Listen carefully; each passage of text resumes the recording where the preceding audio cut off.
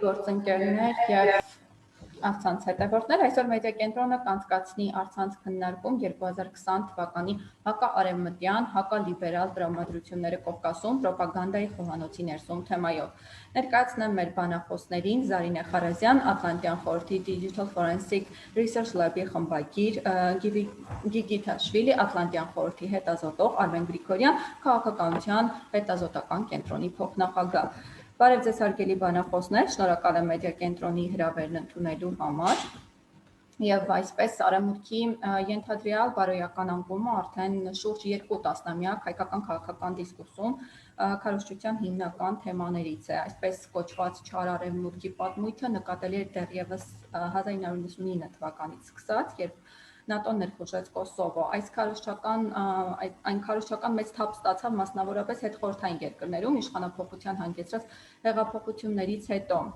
Ընդհանուր առմամբ նարատիվները, դավադրության տեսությունները իհարկե հնուց ի վեր քաղաքականության մաս են կազմել, մասնավորապես Հայաստանում 2018-ի հեղափոխությունից հետո նոր դավադրական տեսություններ ի հայտ եկան, առաջ քաշվեցին Արցախյան պատերազմում, երբ ունեցանք մեծ թվով զոհեր, վիրավորներ, կորուստներ, ավելի սրբեցին այդ պատմույթները։ Եվ հարգելի բանախոսներ, առաջին հարցը բոլորիդ եմ ուղղում։ Արցախյան պատերազմից հետո, ինչպես նշեցի, ուժ գնացան դավադրության տեսությունների պատմույթները, որի համատեքստում նաև շարունակում է թիրախավորվել հասարակությունը, ինչպես նաև թիրախավորվում են առանձին հասարակական գործիչներ, լրագրողներ, մեդիաներ, անհատներ։ Հետաքրքիր է ձեր փորձագիտական գնահատականով կա արդյոք օրինաչափություն Կովկասում, որ դավադրության տեսությունները բուռն զարգացում են ապրում քաղաքական ցնցումներից հետո եւ ինչ ընդհանրություններ ու տարբերություններ կան այդ նարատիվներում Կովկասում, Վրաստանում, Հայաստանում, խնդրեմ։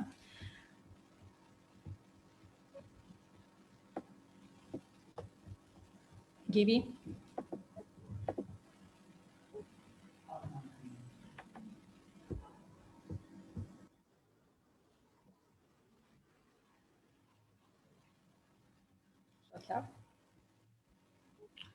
Sure, I guess I can start.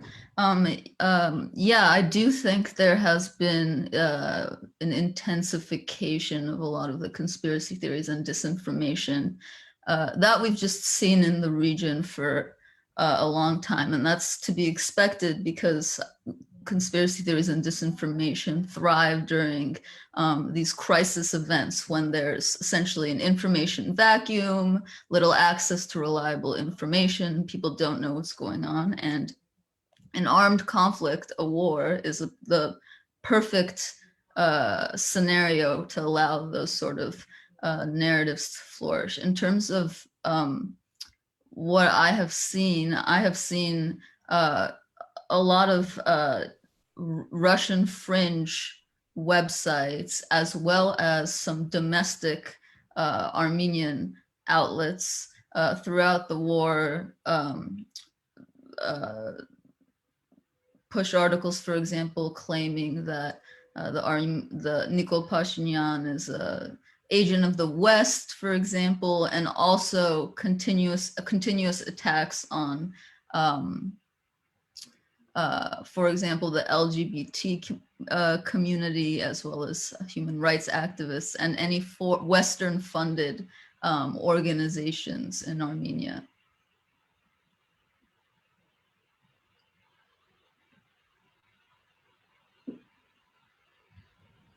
Okay, I can jump in. First of all, thanks for inviting. It's a great pleasure to be one of the panelists on this event today. I would say that Nagorno-Karabakh war was definitely a quite sensitive event also for Georgia, because we knew that situation was quite unpredictable, and we expected that it would end quite fast, and we would not really kind of being involved in this conflict in any shape or form. So basically, we in Georgia observed a couple of narratives which were not really like backed up by particular facts, or there were no evidence to prove these narratives, and some claims from different actors. And one of them, I would say, was that as if Georgia didn't take a neutral position in this conflict, and as if Georgia helped Azerbaijan and Turkey in this war. And I would say that that was definitely one of the hostile narratives that were kind of actively discussed in Georgia as well. And I also saw that some, and I would say quite a big number of Armenian actors also conveyed the same message. So we did a separate analysis on that. In particular, we noticed that some non-regional, completely external actors were trying to push the same narrative and to nurture an idea that Georgia is actually not really neutral, Georgia kind of allowed Azerbaijan to transport military cargo, even though Georgian state specifically declared that since the eruption of the conflict, the country officially banned any transportation of military equipment through its territory or airspace.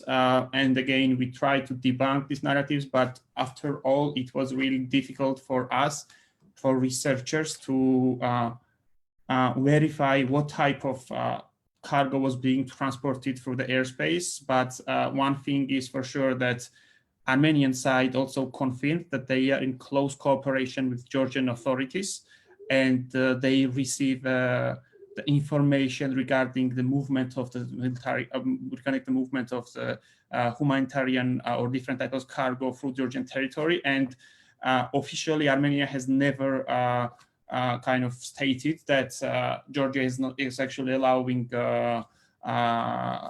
Azerbaijan or any other country to do that. So definitely that was one of the really hostile, and I think that Georgian state did not really respond to this narrative properly. And I think that there was still some room for Georgian authorities to provide some additional evidence or confirmations that there was just a movement of humanitarian cargo. But I also understand, on the other hand, that it was difficult for Georgian state to check all the airplanes flying through its airspace. And apart from that, we of course also had an issue in the southern part of our country where ethnically Armenians live, and there are also some different regions populated by Azerbaijani people. So it was very, very crucial that there would not be kind of some confrontation on our territory. And we observed the situation there. We monitored the regional media outlets there, but I can't say that we had any particular really strong and viral narrative, except what I already discussed. And basically, yeah, that's it from my side.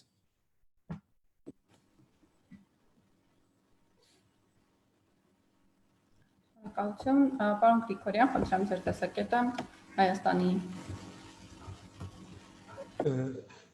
Yes. Well, of course, the war created some new narratives and refreshed some older ones. And there have been some narratives going on like for decades already. So they are refreshed from time to time. And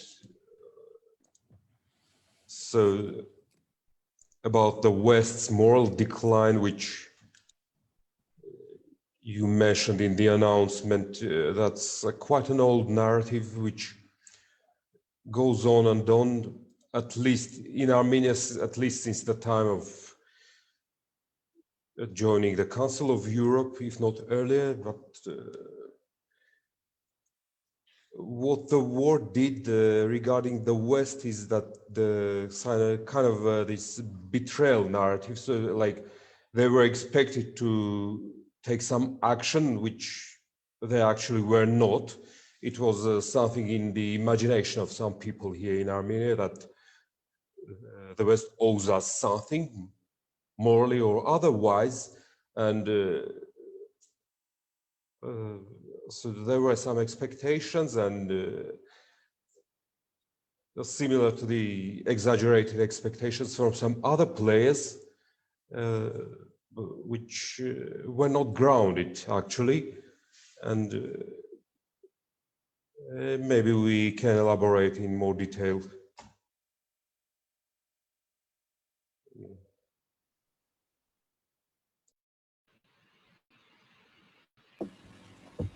Շնորհակալ եմ, հետաքրքիր է ինչու են այդ նարատիվները պոպուլյար դառնում հենց քաղաքական ցնցումներից հետո եւ ձեր փորձագիտական գնահատականներով ինչ ընդհանրություն եք դուք տեսնում տարածաշրջանի տարբեր երկրներում հակալիբերալ պատմույթներում, ինչ ընդհանրություններ եւ ինչ տարբերություններ կան։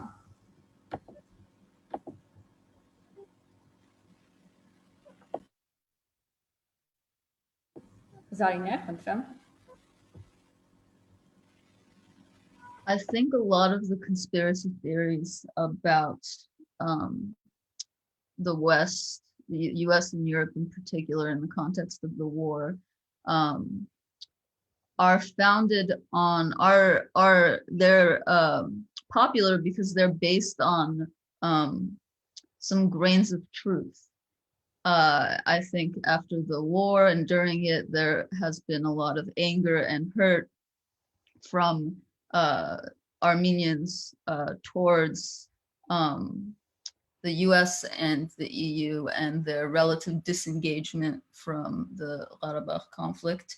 And as a result, that has provided the perfect seeding ground for various conspiracy narratives. One of the interesting things that circulated, it actually recirculated in the war, was a forged letter on social media that was it was written as if it was from Nikol Pashinyan to the Secretary General of NATO, and the letter basically asked Stoltenberg to be sure that Azerbaijan secures certain commitments under which its control will be reestablished over 50% of Nagorno-Karabakh.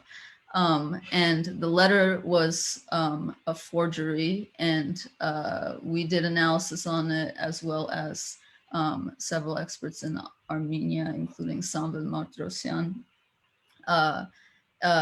And the interesting thing about it was originally seeded, when I looked at it, I saw it was originally seeded on back in June by the same persona, Gevorg Artunyan, on both an Azerbaijani forum and an Armenian forum.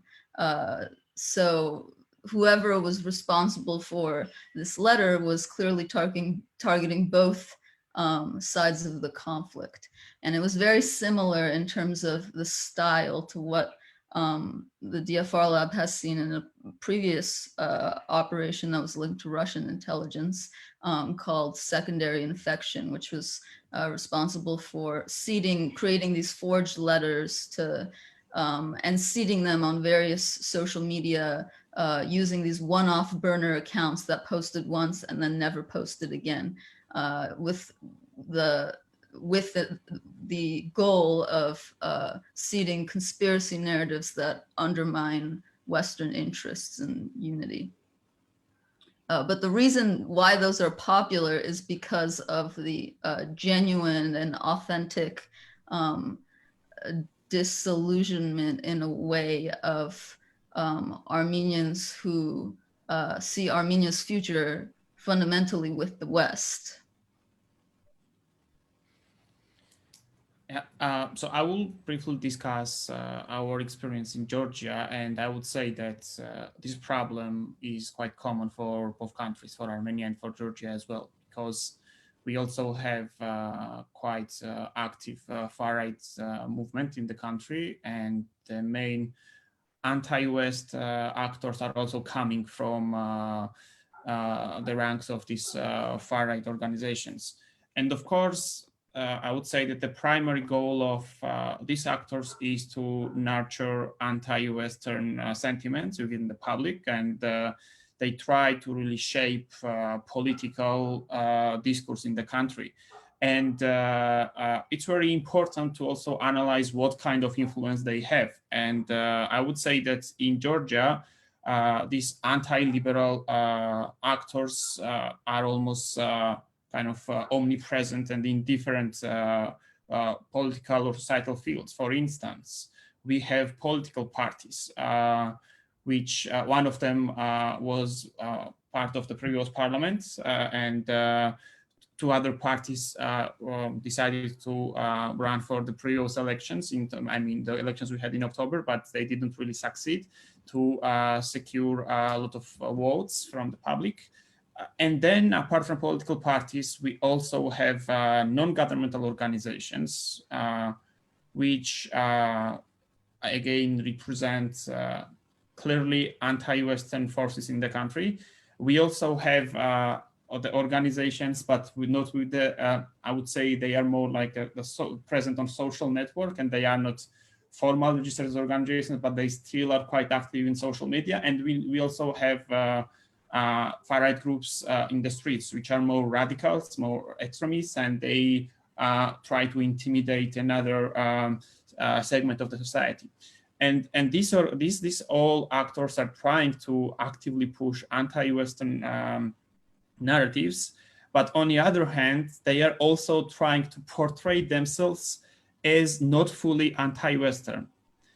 The point here is that they try to use conservative West as their role model, and they quote some European far-right leaders like Marine Le Pen or Orban or Salvini, and they say that they basically follow their path.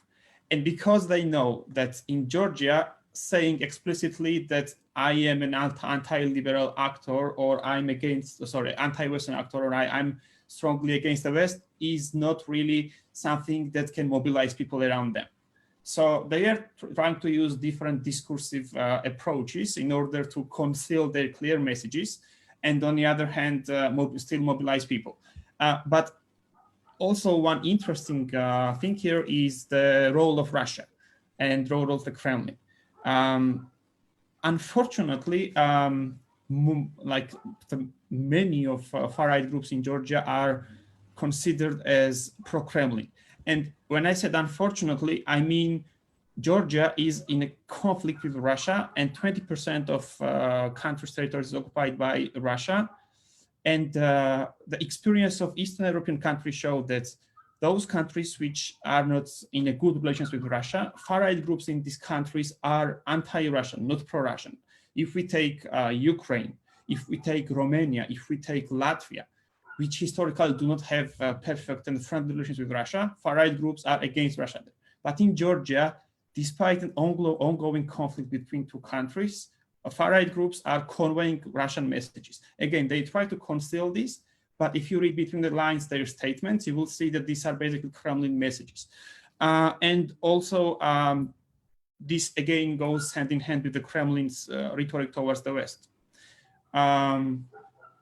What Kremlin says regarding the Western countries, or even there was also conservatism mentioned there, which is completely new phenomena in Russia as well, and this like a new conservative turn, which is used by the Kremlin to show itself as morally superior to the West, because Russia knows that by all regards, it is lagging behind the Western countries, and Russia basically needs some new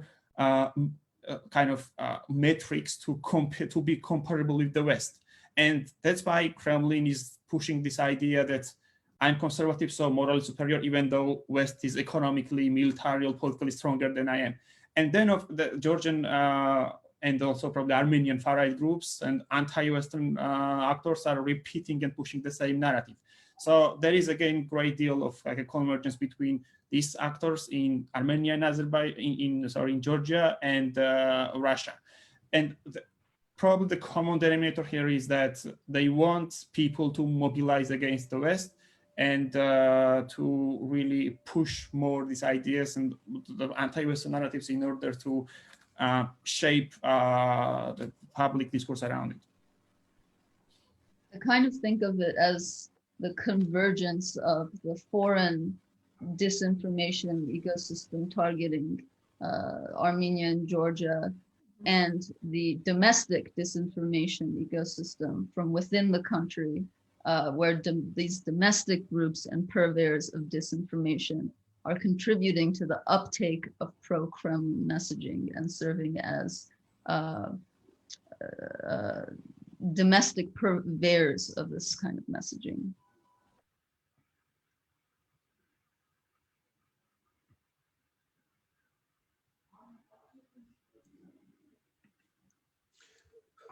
Well, indeed, concerning Georgia, I also noticed some activities by the Eurasian Institute and some other networks which, they use the Russian or Russia-centric narratives. Some even have relations with the known Eurasianist Dugin in Russia, perhaps. And, I remember a paper by Georgi Mchedlishvili published in 2016, Changing Perceptions of the West and the South Caucasus. It was a Chatham House publication where he compares the situation in Armenia and Georgia and shows how the alleged threat to Christian values and traditional family works, how the image of Russia as a conservative Christian entity superior to the nihilistic or decadent West is promoted. And also he mentioned this, what we may call whataboutism. So the Russian media portray Western societies as having the same issues like income inequality, corruption. So like they are not superior to us. Okay, we are not so good, they admit, even they can admit, but okay, the West isn't better. So they want to strip the West of any moral high ground. And also there are several studies by the Hungarian Political Capital Institute and others about the promotion of the same narrative about Russia as a guardian of traditional values in Central Europe and Southeastern Europe. So there are more or less common narratives, and they are used in Armenia and Georgia as well, although some narratives are not even that new, even some going back to mid-1990s. So even before there was this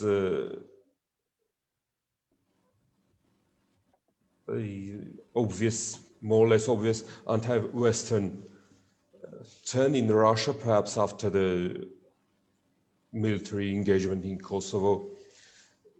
Even before that, there were more or less similar narratives by some post-communist ethnic chauvinist groups in Central European democratizing countries at that time, EU candidates as well. So, for example, known Polish intellectual Adam Michnik mentions it, that in 1995 he wrote that there are groups partly related to the church, partly related to some nationalist groups which warn against closer links with the European Union, which they consider a new Babylon, a seat of sin and corruption, and so on. So I would say that with Russia's conservative turn on, or this pretending that they turned in that direction, they just reuse some narratives, but they also invest more in those, they also in media to promote it, and with social media available and other tools, they make those narratives even more effective than they used to be.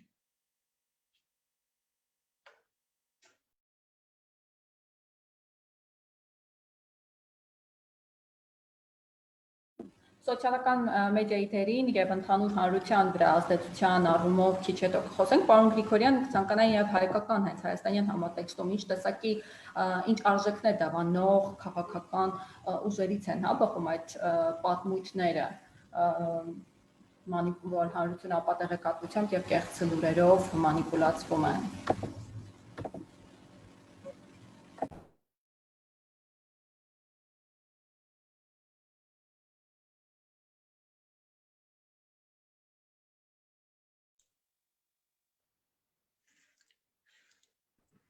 But where are the disinformation narratives stemming from? Was that the question?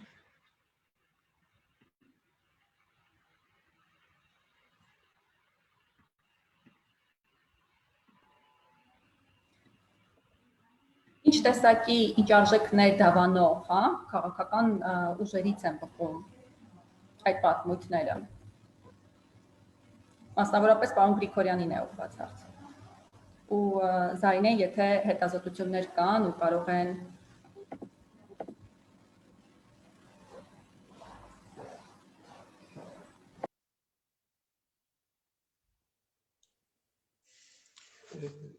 Well, in the last 3 years, those are, I would say, mostly the supporters of the previous Armenian authorities, which also seek some external support, and also they use some narratives of the so-called alt-right, maybe, but the narratives are also more or less, well, the selling Karabakh narrative, of course, is coming from the 90s, so they use it from time to time. And although it's a bit ironic that during, for example, Sargsyan presidency, also there were some attempts to use it against him as well, but some other narratives are also, well, LGBT related one is also a recurrent one. So our national and moral values are supposedly at risk. Well, this is also, this has been going on for about a decade or more, with the parents' committee, so-called parents' committee, appearing at the same time, like in Georgia or Ukraine or in Moldova, the 2011, 2012 maybe. So the allegations, even when also during Sargsyan presidency, some laws were adopted in accordance with commitments towards the Council of Europe or other international organizations, so equal rights laws, non-discrimination. At that time also this narrative was going on that, you know, they make it possible for foreign gays to adopt our children and take them and do something to them. But again, after 2018, people from ex-President Sargsyan's close circle who voted for those laws previously became strong opponents of ratification, or, for example, concerning the Istanbul Convention, this was the case. They made a big story out of that. Other narratives are, well, directly borrowed from Russia, like the Dulles Plan, which it was absurd and disastrous but funny at the same time, when an opposition MP in December 2019 quoted it directly during parliamentary hearings about the education reform. So like she was going like, the West wants to again destroy our values and spoil our children and next generations and so on and so forth. And there was a direct quote, which was also a few years earlier even used during some discussion at the Russian Ministry of Defense, and it was ascribed somehow to Mitt Romney at that time because he was the presidential candidate. So 2012, if I'm not mistaken. So there are some narratives like that. And also what Zaina mentioned, some burner pages on Facebook. This was one of the ways how the narrative about Soros was promoted in Armenia. So there would be like a Facebook page. Many of them, actually, I remember this one, which was a burner because it just published, or they wrote for 1 or 2 days a couple of things and then deleted it. It was called Lerner Design, so the Voice of Mountains, and they introduced this Soros story, and then a newspaper Hraparak republished it, and other papers and sites already wrote about it, that, you know, according to Hraparak's sources, Soros is involved with these and those officials and so on. And this is actually this is an often used tool, you know. So they open a Facebook page or some blog or something, use it for introducing 1 or 2 narratives, and then they just leave it or even delete it. But several newspapers and websites write about it, like, according to our sources, something is going on, something bad, of course, something related to conspirological narratives about, again, the West or other alleged enemies of the state or the nation and so on. Զարինե, հետաքրքիր է ձեր հետազոտության արդյունքներով այդ նարատիվները, ինչպես պարոն Գրիգորյանը նշեց, որ սոցմեդիայում են տարածվում տարբեր խմբերի, դուք էլ ձեր խոսքում եք նշել, ինչ ազդեցություն են ունենում հանրության վրա եւ արձագանքներից նաեւ դատելով ինչ ազդեցություն են ունենում, խնդրեմ։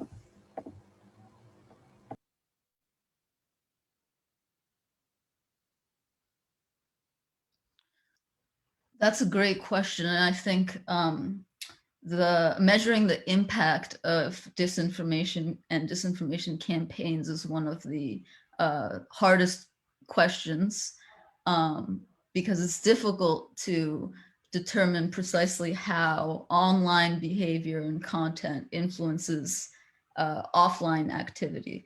But I can say, for example, I was monitoring the discussion about the Istanbul Convention in Armenia on social media, and on Facebook, at least, between May 2019 and December 2020, it received over 185,000 interactions, meaning like Facebook likes, comments, and the like, throughout that period. And the majority of the posts were extremely negative, and at times engaging in hate speech, targeting Armenian democracy activists, women, and the LGBT community, as well as attacking certain Armenian government officials who had expressed support for the ratification of the convention against gender-based violence. So it's hard to say exactly what effect this messaging has, but I can say that there's a portion of the public in Armenia that is certainly receptive to it. And it is particularly, I'm very worried about the effects on civil society, and including like human rights activists and Որ հատվածն է մասնավորապես ներողություն, yes, and yeah, and then there, as Adman mentioned, there's this entire network of websites, these fringe outlets in Armenian. I really like the term "sankayin kaiker" for them, like mushroom sites that serve to rapidly disseminate a lot of the narratives that are appearing on social media in a sort of article format, and then they get reshared as if all of these are coming from different sources, when in fact many of these are managed by the same person or people. And then they also create Facebook pages and accounts that are further used to disseminate a lot of these articles. I would just briefly say about the Georgian experience. As Zareen mentioned, probably this is also one of the biggest kind of question in our field, how to measure an actual impact of disinformation on people's minds. And so far, we are able to measure the spread of different disinformation narratives and engagements. As Zareen already said, like how many people reacted to this particular disinformation story. However, still, we don't know what actual actions the people who are exposed to this information take after hearing or reading or just after they kind of are exposed to this information. But in Georgia, we still try to do that. And I can just bring one example. As you know, Georgia has a declared pro-Western course, and we are trying to join different Euro-Atlantic institutions, And there are regular surveys conducted in Georgia, in all regions, to measure how and what's support of Georgia's aspiration towards Euro-Atlantic institutions. And in minority settlements in Georgia, the support to pro-European course is the lowest at the local level and among different regions. And when we ask these people why don't they support Georgia's pro-European course, their arguments are in line with some disinformation narratives or Kremlin's narratives. So this is one of the ways how we try to measure it, the impact. And we know that people do not support Georgia's pro-Western course because of what they read in Russian magazines or in Russian media or what they watch in Russian TVs. So one of the solutions, I think, is to have a continuous and regular surveys, like once in a quarter or once in 3 months or so and so forth, or in the particular, in the specific segment of society, which is exposed to this information, and then measure to what extent their beliefs are changing along the way once they read these information stories and once they are exposed to that. And we have one quite big USAID-funded project in Georgia, and this is one of the deliverables of this project that we are starting to measure the impact of this information on the public and how they kind of change their behavior after they are exposed to this information.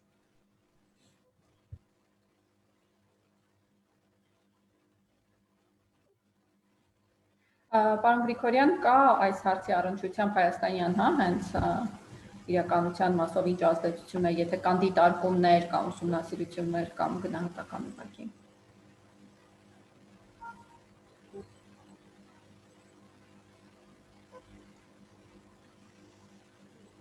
Well, Armenia doesn't have a pro-Western course, so our politicians, also in the opposition, are usually a bit too cautious about this. But the thing is, some opposition politicians also think that perhaps they might use, Russian support in order to solve their domestic problems. So if they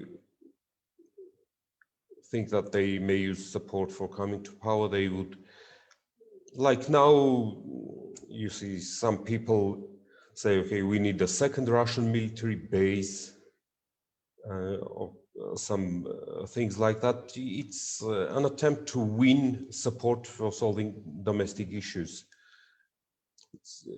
Although they can hardly beat the current government. And on the other side, of course, the radical opposition has been saying that the government destroyed the relations with Russia. That's why we lost the war, or that's why we are going to lose even more, and this is a disastrous and catastrophe. But it all has some domestic issues to solve primarily, and maybe could you perhaps like develop the question more exactly concerning the narratives? Well, the West, the West is something, you know, the majority of political forces want some, perhaps, they like the perks they can get from the West, also when the previous government, when they were in power, but they would try to avoid like being seen as pro-Western, so they try to sit on both chairs sometimes, like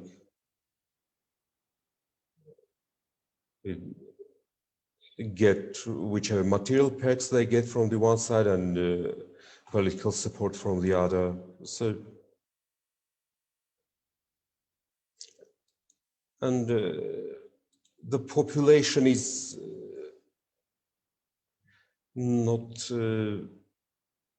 very well informed about what the Western values really mean, and because of they get messages via politicians or via some NGOs, via media, which have their own agenda, perhaps.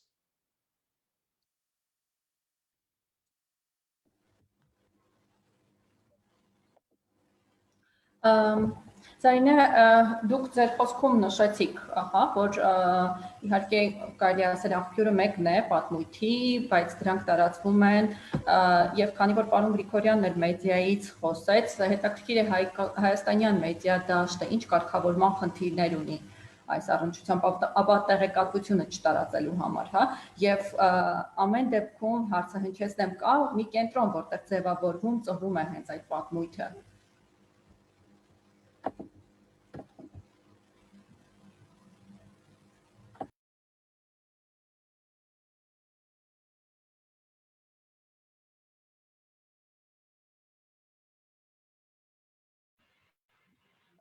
That's a good question.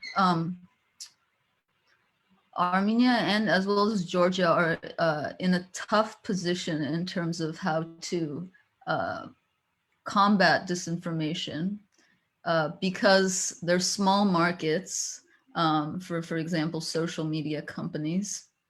They don't have the necessary market power to necessarily force the deplatforming of some of the purveyors of disinformation. For example, in the US, one thing we are seeing with the recent attack on the Capitol is the deplatforming by social media companies of domestic extremists, as well as the former president, Donald Trump. That is very unlikely to happen in Armenia.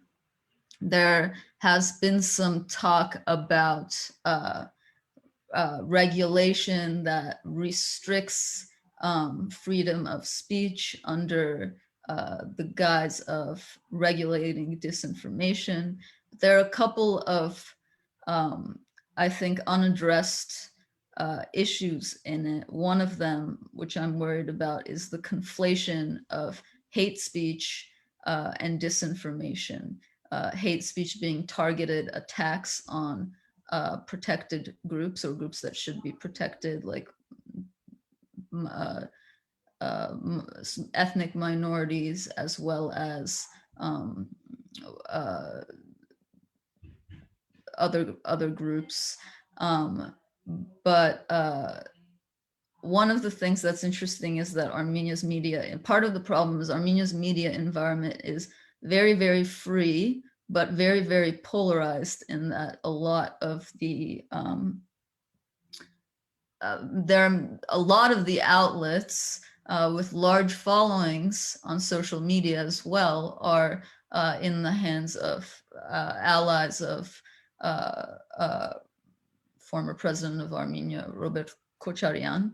And these outlets are responsible for a lot of the messaging. However, I think completely restricting these outlets'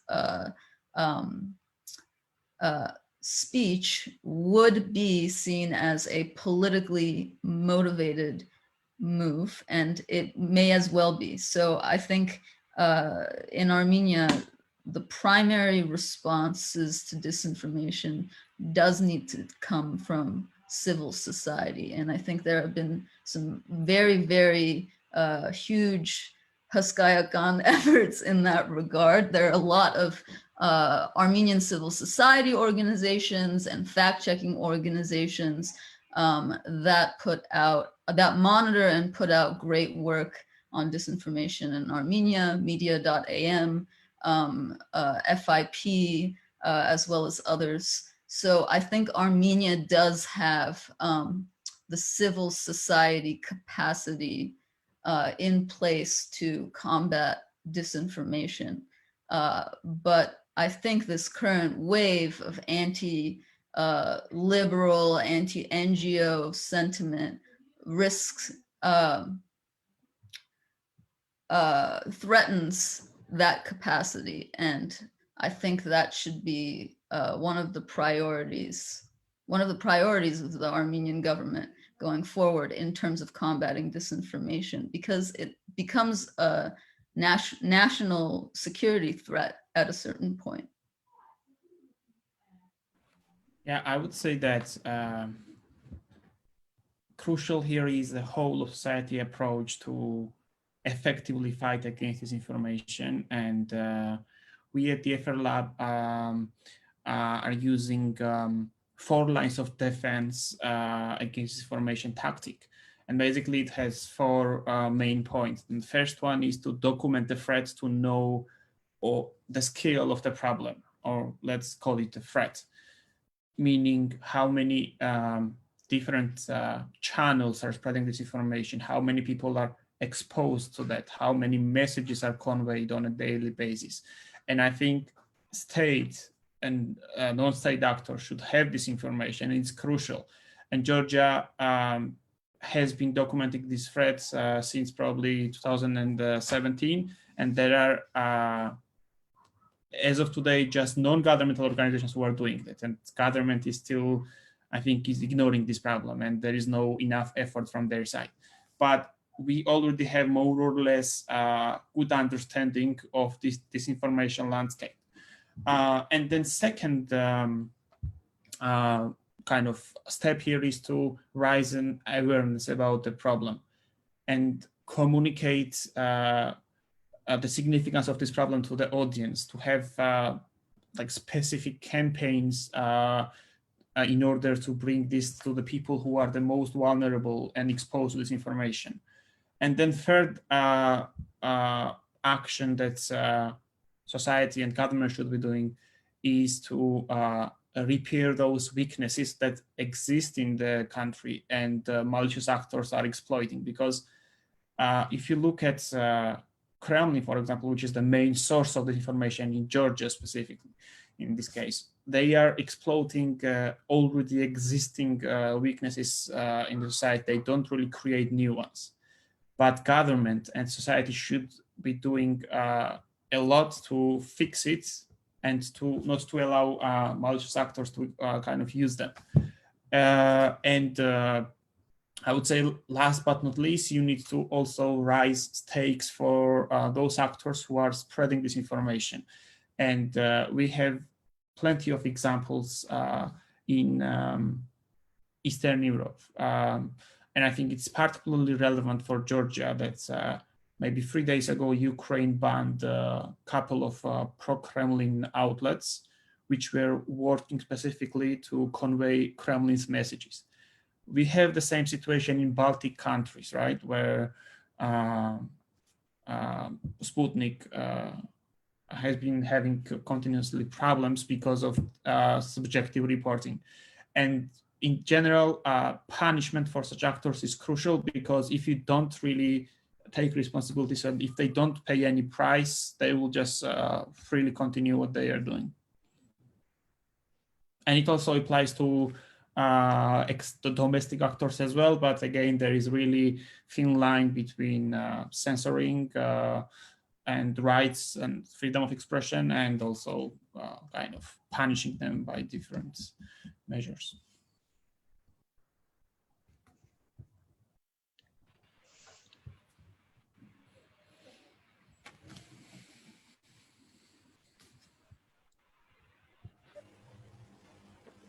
Զարինե, լրացում եք։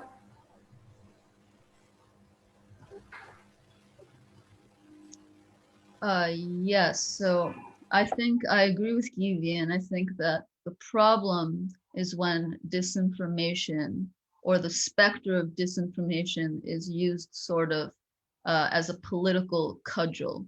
And I think, for example, that has been the case in the US for sure over the past 4 years in particular, with claims of fake news, right, lobbed at the other side to the point where the term has become essentially meaningless. And it's one of the reasons that the DFR lab doesn't really use it in our research, because it's not particularly useful. I think a lot of these concerns about the politicization of fake news and the threat of fake news also apply in Armenia, and drive some of the government's responses to disinformation.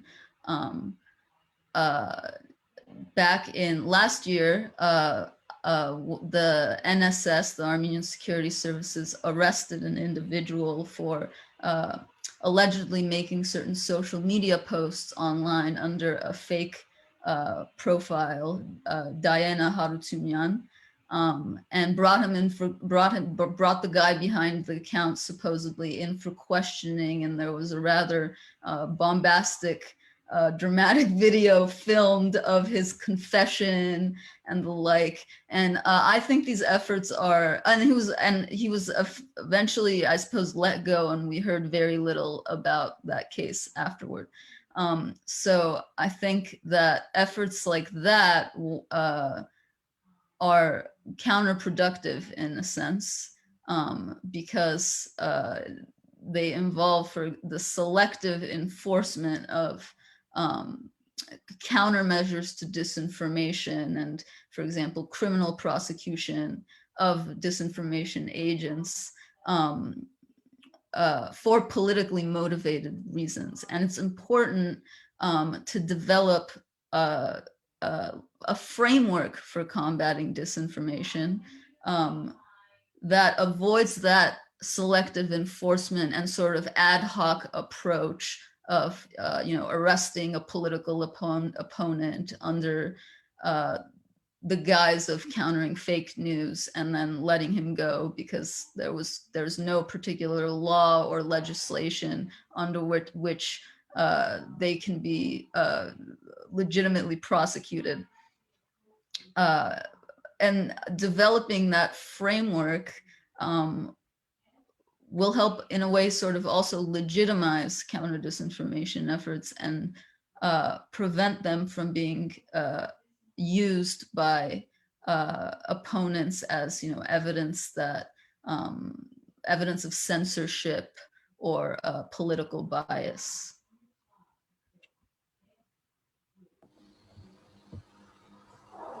Պարոն Գրիգորյան, well, I also think we need a better developed strategy to counter fake news or conspiracy theories, hate speech, and so on. It doesn't just take arresting someone or a few persons, even and it would be, I think, a wrong strategy to make this make use of repressive measures more widespread. But instead a better communication strategy is needed, and also reliance on civil society, on some reliable information sources and so on.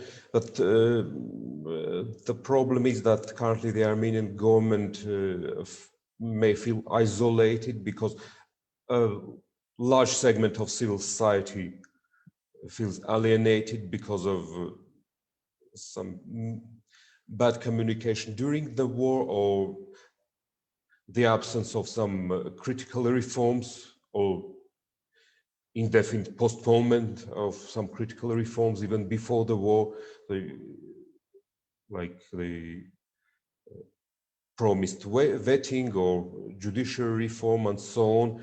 So, and as the government probably doesn't feel safe to trust this civil society segment to a larger extent, they may be trying to use their own some propaganda tools or some restrictive laws against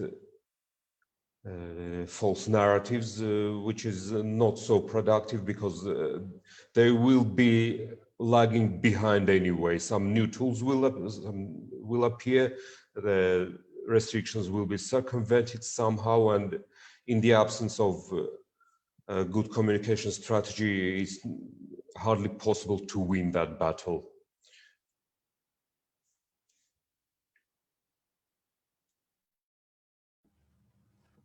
Շնորհակալություն, եւ որպես ամփոփում հետաքրքիր է ինչ հակաեվրոպական, հակալիբերալ քարոզչության պատմույթների, այսպես բեռով ենք, այսպես ասած բեռով ենք մուտք գործել 2021 թվական, եւ այդ բեռը, այսպես ասած, հասարակական քաղաքական արժեքների համակարգի եւ արտաքին քաղաքական, քաղաքակրթական ընկալումների վրա ինչ ազդեցություն կարող է ունենալ։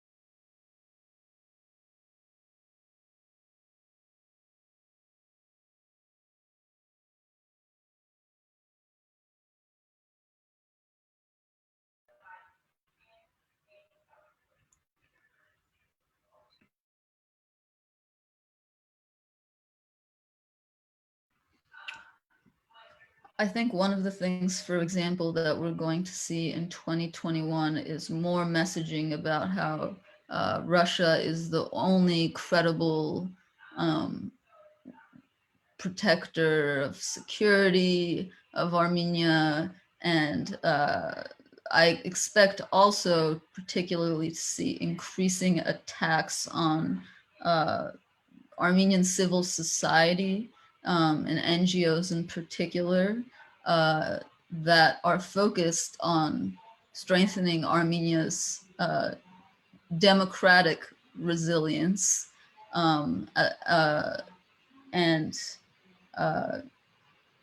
Yes, so I see a continuation of what we've basically seen, these attacks on Western cultural mores and values as combined with a politically motivated attacks on Nikol Pashinyan and the government and efforts to link the government's perceived failures in the recent war to the administration's alignment with the West, rather than to what it partially really was, which was the failure to develop adequate relations with the West to allow Armenia to have alternative options. I would say that in Georgia, probably the most prevalent disinformation narratives will be still related to COVID pandemic in 2021. Nowadays, plenty of pro-Kremlin outlets are writing about advantages of Russian vaccine, Sputnik, and how it is better than some European vaccines. And definitely Russia will continue its effort to blame a lot of bad things on US-funded Richard Lugar's laboratory, which has been the main target of Kremlin disinformation in Georgia. And I would say it's quite a convenient target, so to say, for pro-Kremlin actors, and they will continue attacking it again. Apart from that, situation in terms of economy is quite bad in Georgia, and it's getting worse. And external actors, I mean, malicious actors, will try to convince the society that being closer to Russia and being dependent on Russian economy can be a remedy for Georgia's economic problems, and this effort will continue again. Far-right groups are getting higher visibility, and unfortunately, these groups are being instrumentalized by multiple actors, such as church or also government, to and they are instrumentalized and used to fight against the political opponents or against whoever they want. And that's why they are getting more visibility in the country. Recently, the TV channel was launched by one of the most active far-right group. They are conducting kind of solidarity campaigns in social media and asking people to express solidarity and join these campaigns towards anti-liberal groups, because these far-right groups believe that social media platforms are blocking them because of their anti-liberal content, but this is not true at all. They are just doing actions and behavior, undertaking behavior in social media which runs against the standards of Facebook, for example, and the internal rules. But still, they are trying to present themselves as the victims of Western social media platforms or Western countries, or in general victims of liberalism and neoliberalism, which is very important in Georgian context. Because for them, and as many populist forces in Georgia say, all societies are divided into two parts. One is elite, which is liberal and pro-Western, and then people, and there is always a huge gap between these two. This is what they kind of try to promote in Georgia. So these are basically 3 or 4 main trends that I think we will be observing for what they are, and in 2022 as well. Yes, concerning the issue that we are kind of being abandoned by the West, so the Russia can be the only savior, provider of security, that will somehow be combined at the same time with the narrative about the West's aggressiveness. So they kind of abandoned us, but they at the same time want to destroy our traditional values, so the family institute as an institution, a social institution, and so on. And concerning COVID narratives, well, the narrative about the vaccine being a tool for inserting microchips or changing the genetic code, our national genetics, I don't know what it is, but that narrative was very popular until the moment when the Russians said that we are the first, we got the vaccine, the first in the world. Since then, that narrative became more marginalized, but it is being transformed into something that okay, in terms of procurement, the Western companies will fail to deliver, and you see the EU also has problems. So still Russia is the one to rescue us. So they are the only one capable of providing the needed vaccine, but probably the anti-vaccine narrative will get stronger yet again. And other narratives, where the verbal and psychological attacks on some NGOs, the so-called Soros network perhaps, will go on because these are well coordinated, and that kind of activity is getting some external support as well, both ideologically and otherwise. So, and some people simply have to go on with it in order to remain on the scene, so they would not be forgotten, or they, unless they can invent something more scary, which without some external consultants or some political consultants, or as in Russian they would say curator, they cannot even invent. So they should somehow proceed with this, and it's already a familiar narrative which they use quite aptly, and they may go on with it. And if they can, if they see they can push for some more violent action without being restricted or punished, then they may try to move in that direction as well, because that would also suit the goal of destabilizing the political situation. And also, of course, intimidating people from NGOs or some foundations and so on.